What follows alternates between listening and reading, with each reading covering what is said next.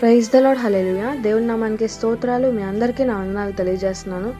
ఈ దినం కొరకు దేవుడు సిద్ధపరిచినటువంటి మాటలు, ప్రియ సహోదరి సహోదరుడా, నీవు ఇతరులు మాట్లాడేటువంటి మాటలను బట్టి నీ చుట్టూతూ ఎంతమంది ఉన్నా కానీ ఒంటరినే నేను అని అనుభూతి కలుగుతుందా?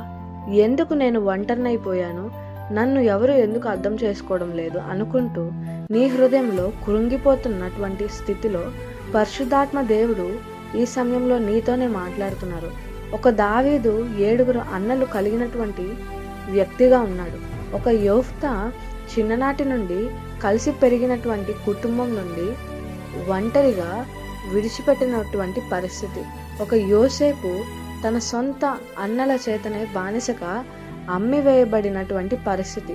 అటువంటి ఒంటరి పరిస్థితుల్లో వారి కృంగిపోలేదు, కానీ వారి ఒంటరితనంలో దేవుడి వైపు చూచినప్పుడు దేవుడు వారికి తోడుగా ఉన్నారు. దావీదును రాజుగా మార్చాడు, యోసేపును ప్రధానిగా నియమించారు, యోఫ్తాని నాయకుడిగా నియమించారు.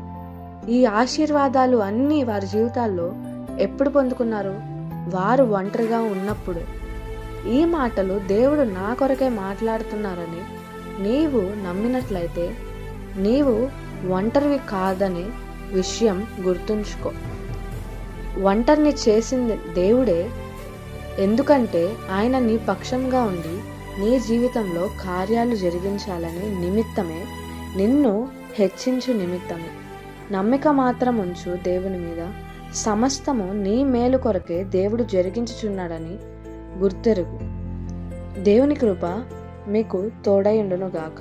ఆమేన్.